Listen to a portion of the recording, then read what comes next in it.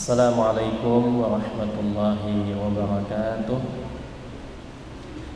Bismillahirrahmanirrahim. Alhamdulillahi rabbil alamin. Allahumma salli wa sallim wa barik ala sayyidina Muhammad wa ala alihi wa sahbihi wa man tabi'ahum bi ihsanin ila yaumiddin. Amma ba'du.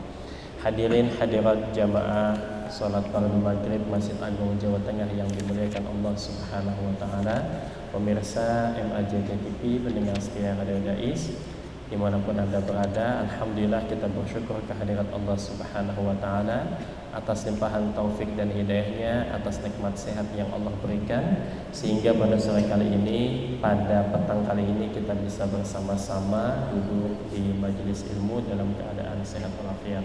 Salam serta salam kita haturkan kepada junjungan Nabi kita Nabi besar Muhammad sallallahu alaihi wasallam yang telah membawa umat manusia dari alam kegelapan menuju alam yang terang benderang, minaz zulumati ilan nur wa ila siratal mustaqim.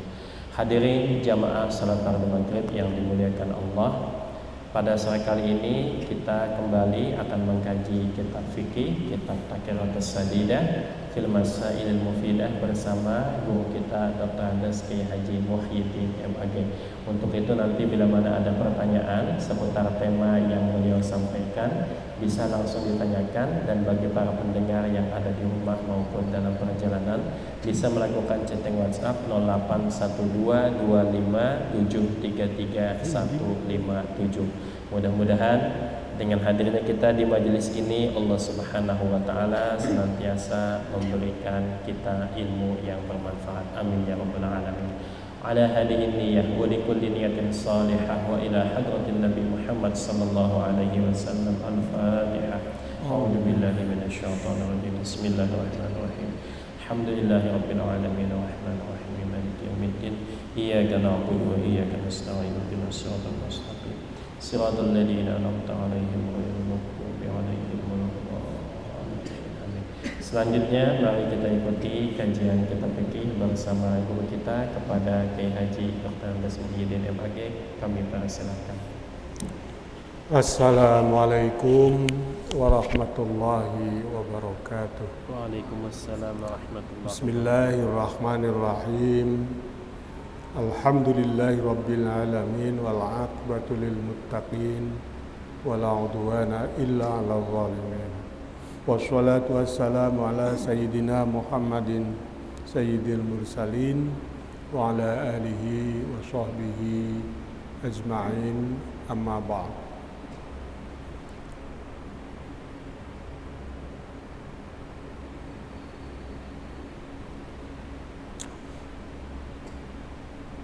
Para jamaah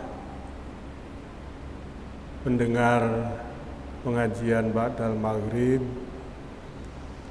baik jamaah sholat yang saat ini masih berada di ruang utama maupun para santri, anak-anak saya Ma'had Tahfidz MAJT Basnas, begitu juga para pendengar Radio Dais dan Radio Gaul, serta para pemirsa TV MAJT rahimakumullah.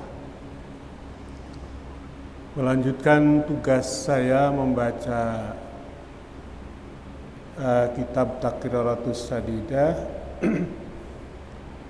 Saat ini kita akan melanjutkan bagian dari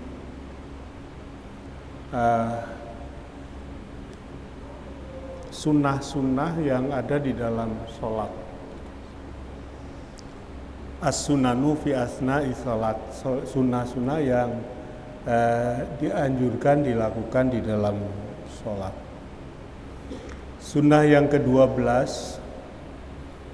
al-jahru fi maudhihi wal israru fi maudhihi. Al-jahru membaca jahar keras, fi maudhihi pada tempatnya.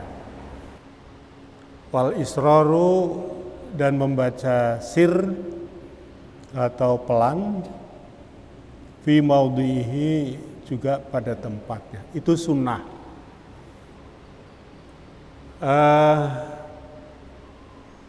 orang biasanya menyebut sholat jahar dan sholat sir. Sholat jahar itu maghrib, isya, subuh. Kalau sholat 5 waktu, sholat sir itu sholat zuhur dan asar. Ada sholat yang tidak malam, tapi jahar, yaitu sholat Aid atau sholat kusuf, sholat gerhana. Nah, yang dibaca jahar itu pada waktunya, pada tempatnya. Bacaan jahar itu takbir intikal, takbir perpindahan antara satu rukun dengan rukun. Lalu bacaan Fatihah, lalu bacaan surat. Nah, jadi membaca doa iftitah itu tidak disunahkan jahar. Begitu juga bacaan-bacaan seperti dalam ruku, dalam i'tidal, dalam sujud, dan dalam tasyahud. Yusannu disunahkan al-jahru membaca jahar fi asyri sholawatin di dalam 10 sholat. Apa saja? Wahia as-subuhu, sholat subuh, wal jum'atu, sholat jum'ah, wa fir raq'atainil ulayaini, di dalam 2 rakaat pertama, minal maghribi, sholat maghrib, wal isya'i, dan sholat isya', wal aidaini, dan sholat Aid 2, Idul Fitri dan Idul Adha. Jadi meskipun disebut sholat jahar, tapi kalau bukan rakaatainil ulaya ini, misalnya rakaat ketiga dalam maghrib atau rakaat ketiga dan keempat dalam isya, itu tidak disunahkan jahar. Wal istisqoi, begitu juga jahar di dalam sholat istisqa, sholat minta hujan. Wa khusufil qamari, dan sholat gerhana bulan. Di sini tidak disebutkan gerhana matahari. Wa tarawihi, sholat tarawih. Wa raq'atat tawafi, dan 2 rakaat tawaf lailan, kalau tawafnya itu dilakukan malam hari. Nah, itu semuanya jumlahnya ada 10.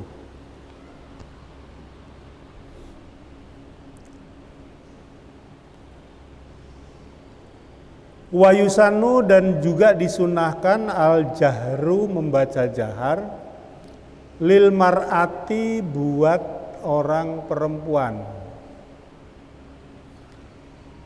Idza lam yahdur, kalau di dalam sholat itu tidak hadir, indaha, di dalam sholatnya perempuan ini, rijalun, orang laki-laki, ajanibu, rijalun ajanibu, laki-laki asing, laki-laki yang bukan mahram. Jadi kalau di dalam rumah ada suami, misalnya dilalah suaminya sudah sholat tadi di masjid, istrinya jahar, gak apa-apa, bukan ajanib gitu. Ada anak laki-laki, ada adik laki-laki. Tapi kalau ada orang lain, itu tidak disunahkan jahar. Ini berpedoman pada rumus bahwa wanita itu aurat mulai dari fisiknya sampai suaranya. Nah, ini ya di dalam kehidupan modern sekarang menutup aurat suara ini angel banget. Kalau komunikasi, transaksi, masa nggak boleh ngomong. Lalu ngomongnya pakai isyarat, wah ini repot. Ya, sampean dodol bakso, lalu ada ibu-ibu yang mau pesen bakso. Ini kalau suaranya ibu-ibu itu aurat ya angel. Saya tidak mengubah hukum, tapi ini angel, ya toh. Sampean mau ngundang temennya yang di jalan, mau ngomong apa, misalnya nanti ada santri putri ya toh di sini. Santrinya putri nggak bisa jawab. Jawabnya gitu, gimana? Angel ya. Walakin duna jahrir rojuli, tetapi membaca jaharnya itu di bawah jaharnya orang laki-laki. Lah ini kira-kira aja lah. Pakai kira-kira, kalau laki-laki itu misalnya tadi kayak Mbah Yai Muhaimin, lah kalau perempuan ya di bawah itu.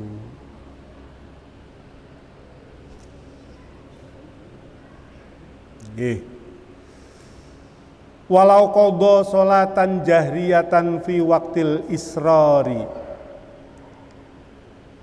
walau qadha lamun ngodok sapa wong sholatan salat jahriyatan jahar, kudune salat maghrib tapi lali ora salat atau alasan lain, lalu orang itu kena wajib qadha. Waktu qadha fi waqtil israri, pada waktu sir, misalnya kelingane wis meh zuhur kae lho, aku mau bengi urung salat isya. Aku mau bengi urung salat maghrib. Kenapa lupa? Rapat kuwi. Tekone keri ke susu-susu urung salat maghrib lah, terus rapat. Begitu rapat dia memegang peranan untuk melaporkan, asiknya melaporkan, lupa. Misalnya kelingan-kelingan wisawan.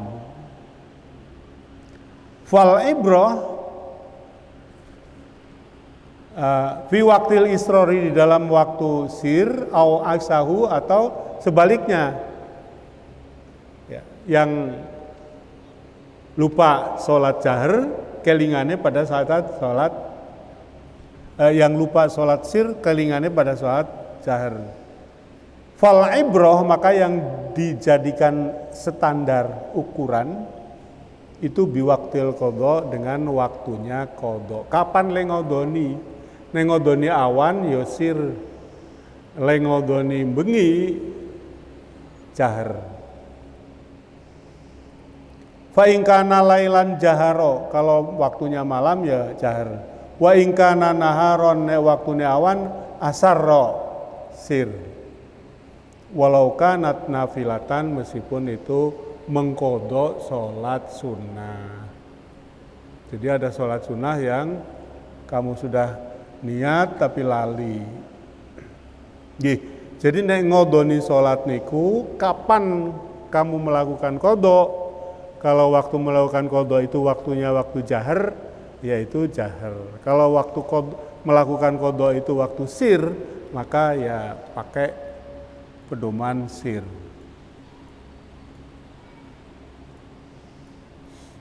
Nah, sekedap ini terkait dengan bacaan sir dan jahar. Niki nek ora wong iso ngaji yo. Wong ora iso ngaji, ngajine meletot-meletot lah, jahar ya ora karuan rasane. Maka kesunahan jahar dan sir di sini secara langsung atau tidak mendorong supaya orang Islam melakukan sholat itu bisa membaca doa-doa, bacaan-bacaan sholat dengan baik. Nah, karena sekarang ini banyak orang yang sholatnya sregep, semangatnya tinggi, tapi mboten saged maos dengan bacaan yang baik. Piye? Saya bertanya-tanya dari awal, dari dulu itu, Bagaimana orang bisa meresapi bacaan sholat yang bacaannya itu berupa Al-Quran, berupa doa-doa bahasa Arab, kalau orang itu belum fasih. Nah, karena itu belajar untuk membaca dengan benar itu wajib, supaya nanti sholatnya enak.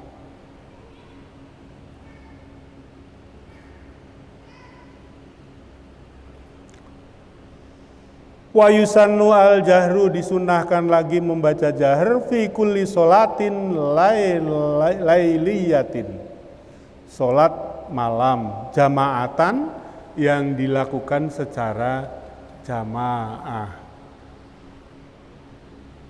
Wa yusannu at-tawassutu, disunahkan at-tawassutu, tengah-tengah, ya jahar tidak, sir tidak. Jadi jahar tapi jaharnya jahar pelan-pelan, kira-kira begitu. Fin nawafilil mutlaqati, di dalam melaksanakan tugas, di dalam melaksanakan sholat sunnah mutlaqah bilaili yang dilakukan pada saat malam. Bon niku kesunahan sholat ingkang nomor kalih welas. Wa yusannu al-jahru, yang ke-13 sukutul makmumi wa insatuhu li qiraati imamihi. Sukutul makmumi, makmum itu meneng, tidak membaca maksudnya. Wa insatuhu, dan melakukan, memperhatikan, mendengarkan, li qiraati imamihi, bacaan atau qiraahnya imam. Nah, imam membaca Fatihah, perhatikan. Ansitu, insat itu ansitu. Leng rungoke tenanan, ansitu itu tidak hanya asal krungu. Ya, ansitu wasma'u.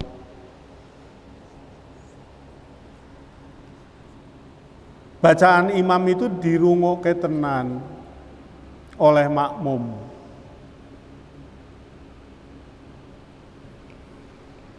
Itu nomor 13. Karena itu lalu kemudian ada mazhab yang berbeda. Makmum itu wajib baca Fatihah atau tidak.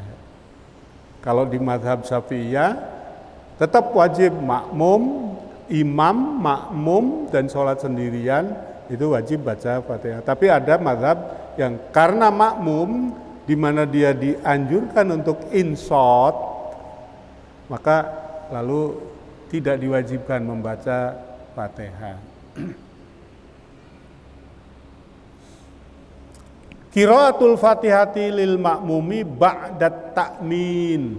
Qiraatul Fatihati, maca Fatihah, lil makmumi, kanggone makmum, ba'dat ta'min, sesudah mengucapkan amin.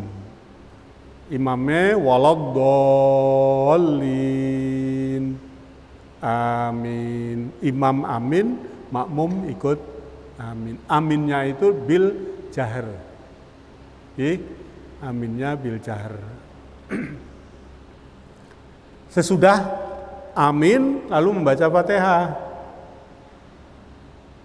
Nah, ini di sini sunnah. Sunnahnya sesudah amin.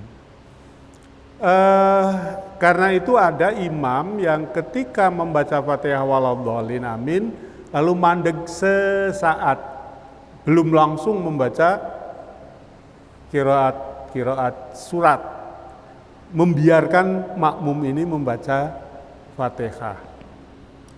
Dia jangan lama-lama. Yang ke-15 tatwilur rakaati, memanjangkan rakaat, al-ula yang pertama, alat saniyati, memanjangkan, mengalahkan rakaat kedua. Jadi begini biasanya, kalau rakaat pertama itu yang dibaca wadduha, rakaat kedua itu kira-kira alam nashrah. Jangan dibalik. Rakaat pertama inna a'tainakal kautsar fasholli lirabbika wanhar inna syani'aka wal abtar. Rakaat kedua wasyamsi wadduhaha wal qamari idza talaha. Sunnahnya nggak gitu. Sunnahnya itu yang rakaat ula itu lebih panjang daripada rakaat saniyah. Ai tatwilul qiraah faqat. Yang dipanjangkan itu qiraahnya, qiraah surat. Saya kadang-kadang gitu, jadi makmum di suatu masjid, imamnya itu yang pertama yang dibaca pendek, yang kedua malah lebih panjang. Mungkin dia apalnya itu kelingannya waktu kui ya, spontan. Jadi ada pertanyaan Mas Hilal? Nggih, monggo.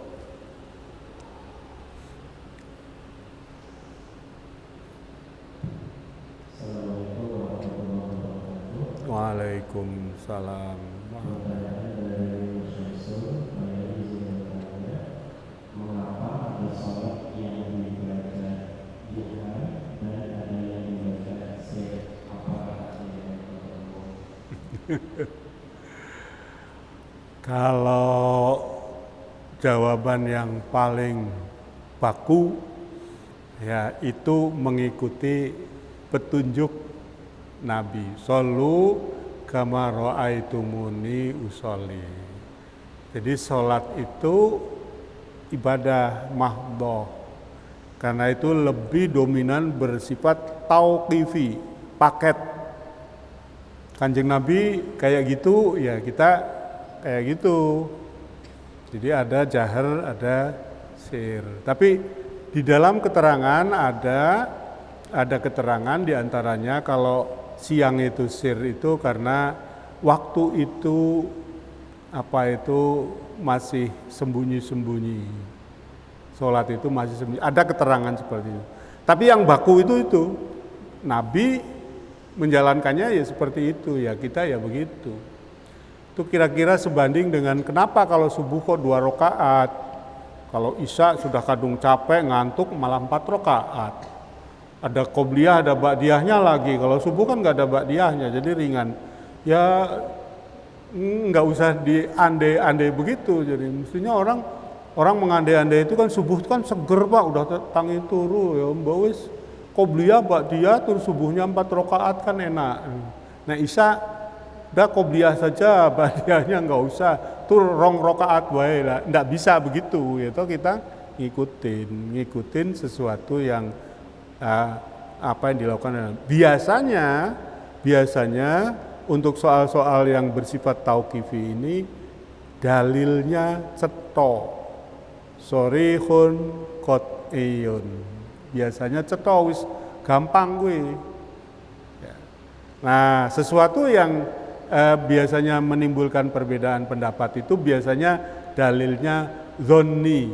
Ya, tidak sorihun qat'iyun tapi dzanniyun. Ada kadangnya dzanniyud dalalah, ada kalanya dzanniyus subut.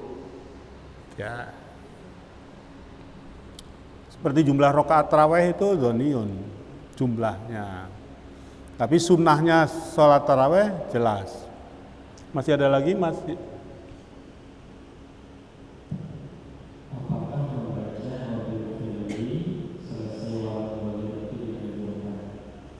Membaca waladhdallin sebelum amin Rabbi firli, bahkan ditambah wali walidayya, yaitu dalam mazhab Syafi'i itu disunahkan.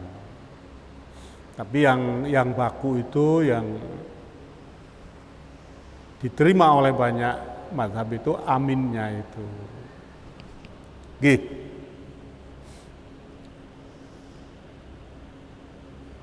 Santri mau tanya?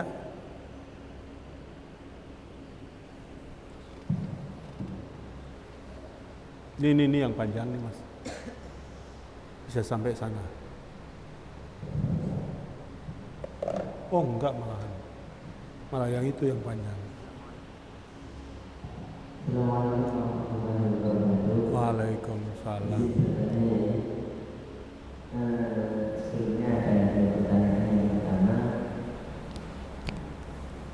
maksud daripada qaul Nabi yang bahwasanya sholat bagi seseorang perempuan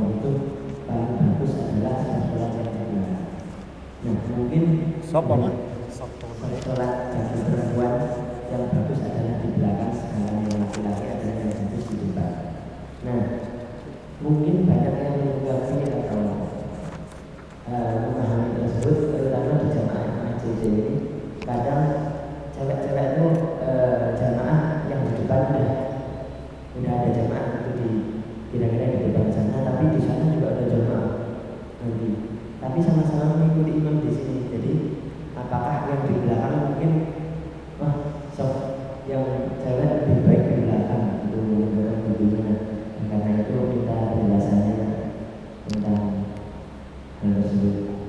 Nah, yang kedua, untuk pembacaan Al-Fatihah atau rukun qauli yang lain itu kan an-yusmi'a nafsahul qira'ah, supaya terdengar minimal dirinya sendiri.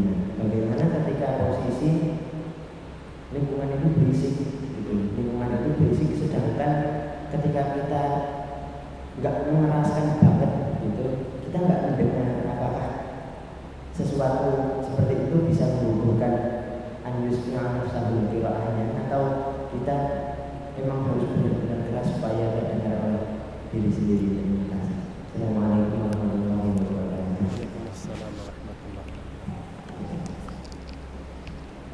Softnya perempuan yang terbaik itu yang belakang. Ya, jadi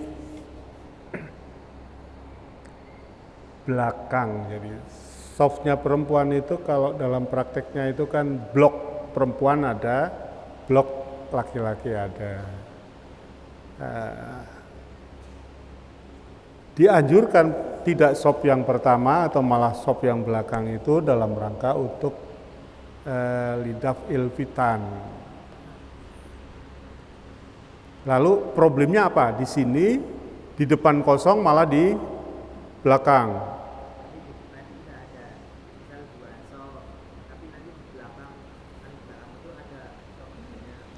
Oh gitu. Itu sebetulnya bukan karena mencari afdolnya soft, itu kan karena sak geleme dhewe wae. Kan tetap sawu suhu vakum. Ya, supaya rapatnya itu tetap. Jadi urutnya juga sebaiknya tetap. Itu karena anu aja mungkin. Biasanya yang kayak gitu itu rombongan ya.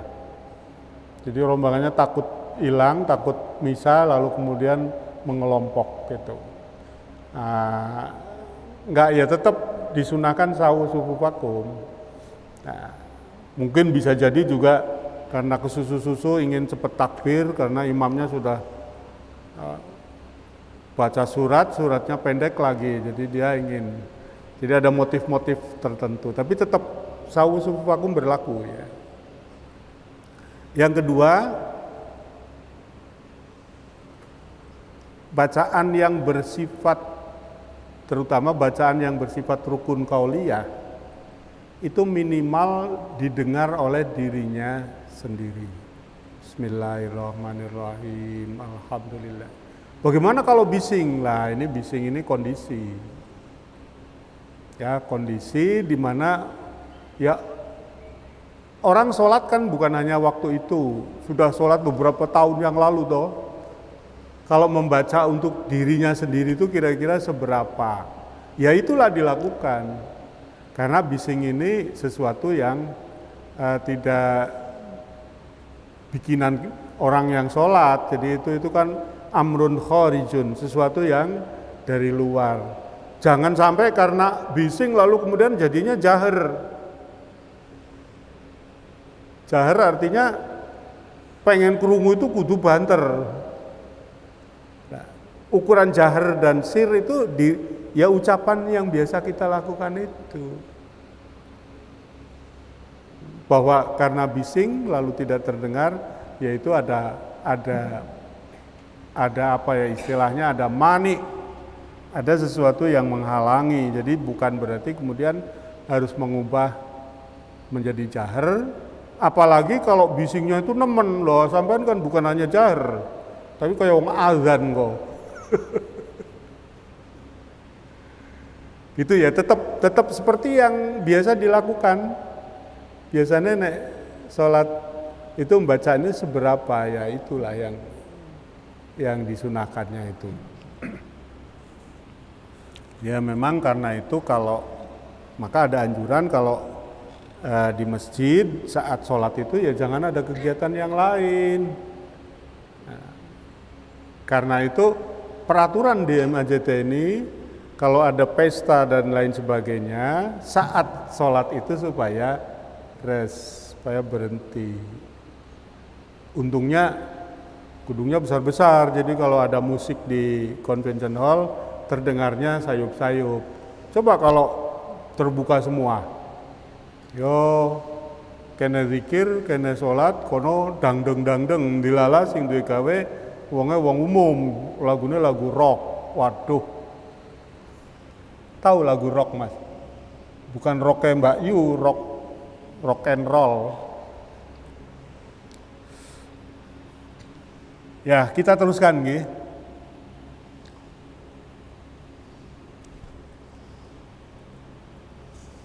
Tadi nomor berapa ya?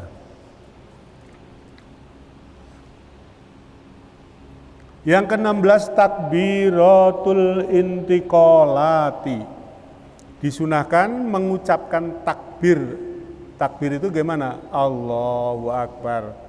Takbir al-intiqalati, takbir-takbir yang menjadi pertanda perpindahan satu rukun dengan rukun yang lain, satu jenis perbuatan sholat dengan perbuatan lain. Misalnya dari membaca surat berdiri mau ruku, ini namanya takbiratul intiqal, Allahu Akbar.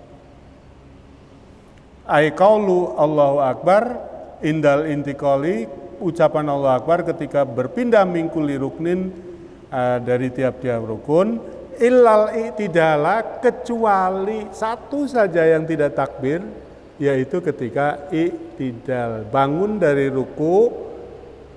Ini jangan Allahu Akbar, tapi itu disunahkan mengucapkan at-tasmi', sami Allah liman hamidah.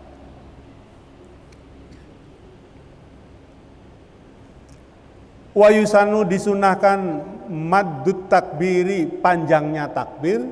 Seberapa panjangnya? Ila ayyasila, sampai ilar rukni alladzi ba'dahu, rukun sesudahnya. Ruku, ya, itidal kan terus takbir mau sujud nih. Allahu Akbar. Lamanya Allahu Akbar itu sampai dengan orang yang tadi itidal itu sampai ke tempat sujud.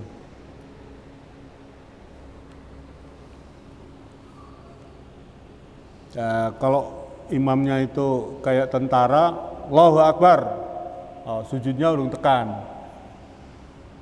Allahu Akbar, belum sampai duduk julus baina sajdataini.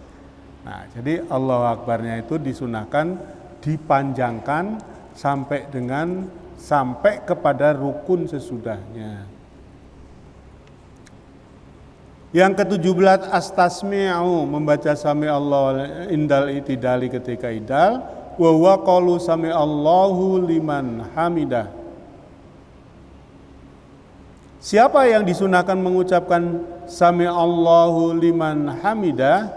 Wa yusannu dzalika, disunahkan ucapan itu lil imami, bagi imam, wal makmumi, dan bagi makmum, wal munfaridi, dan bagi orang yang sholat sendiri.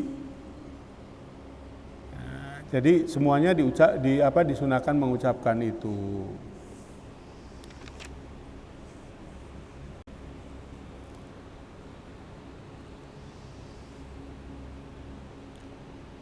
Isanya jam berapa Mas? 5 menit lagi.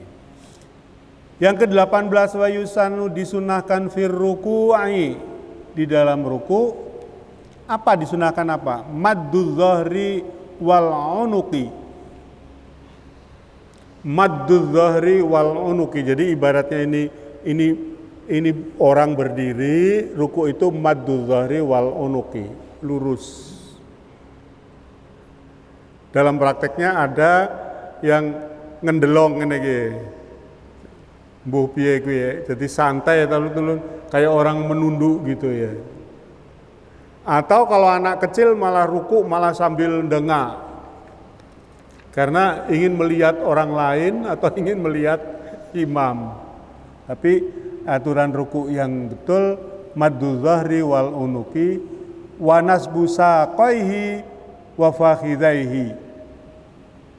Betisnya lurus. Wa fakhidaihi, begitu juga pahanya. Jadi waktu ruku itu posisi betis ngadeg lurus. Betis lo ya.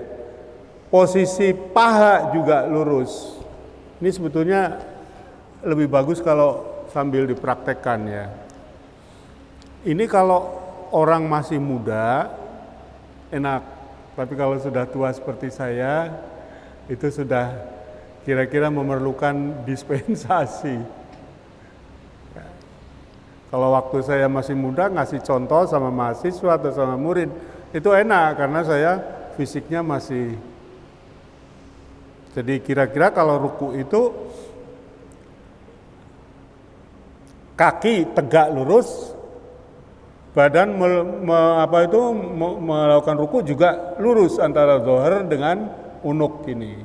Jangan begini nih, jangan nih. Itu kalau sholat af'alnya, perbuatannya mulai dari berdiri, ruku, i'tidal, sujud dilakukan dengan sempurna, itu akan membuat kesehatan fisik. Ya, orang akan terhindar dari antara lain apa itu varises, apa itu yang suka mudah kram itu. Jadi kalau ruku itu betis itu kayak ketarik, itu yang normal ya gitu. Nah, saya enggak enak kalau enggak dicontohin ya. Bismillahirrahmanirrahim. Nah, ini saya menghadap kiblat. Ruku itu antara zohar dengan ini harus lurus. Ini jangan ngendelong begini ya. Kalau orang sudah tua biasanya ngendelong begini nih. Kalau udah kakek-kakek, enggak apa-apa yang karena enggak mampu. Tapi harusnya, jadi ini nih urat belakang ini nih ketarik. Betis juga lurus. Lah ini Mas Hilal kan masih bisa, kalau saya kadang-kadang.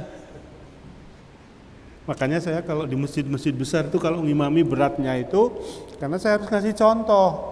Imam kan harus ngasih contoh gerakan fisik. Lah saya itu di antaranya yang sudah nggak mampu saya itu kalau dari i'tidal ke sujud itu yang harusnya jatuh itu lutut dulu. Mas berdiri Mas. Berdiri, coba berdiri. Nah, terus mau sujud itu yang harus dijatuhkan. Nah, lututnya dulu. Saya sekarang sudah nggak bisa kayak gitu. Nanti gelipang itu saya kalau begitu. Saya terpaksa tangannya dulu kan pegangan. Ya, gimana kalau tidak dikasih rukhsah saya.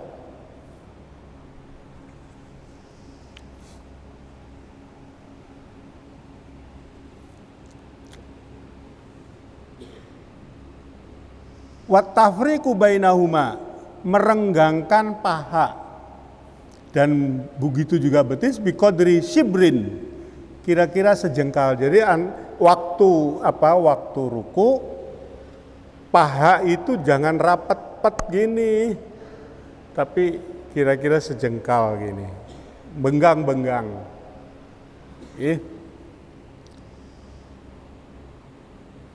Wa akhdhu rukbatayhi biyadaihi.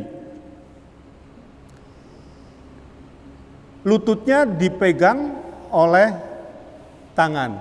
Jadi posisi tangan itu di lutut ya. Sering saya melihat itu ada posisi tangan itu di bawah lutut. Orang-orang ini. Tapi kalau menurut pedoman kaifiatus sholahnya itu mestinya waktu ruku itu posisi dua tangan itu berada di persis di lutut. Ini harus saya buka ya lututnya supaya kelihatan, tapi sebetulnya aurat. Nah ini posisi. Ada yang karena pengen apa nggak tahu ya, ini.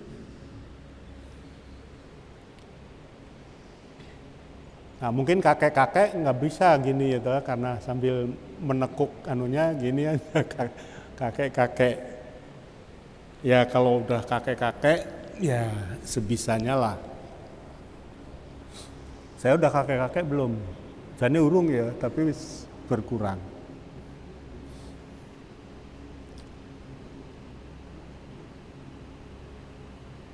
Wa tafriqul asabi tafriqon wasaton. Asabi, jari-jari itu terbuka, tapi terbukanya orang megar banget. Tafriqon wasaton. Ketika ruku itu pegang lutut, jangan gini, atau apalagi gini ya, genggam. Wa fathu basorihi, membuka basornya. Pokoknya ini wa yujafi ar-rajulu mirfaqaihi an jambaihi, merenggangkan kalau laki-laki mirfaqaihi an jambaihi,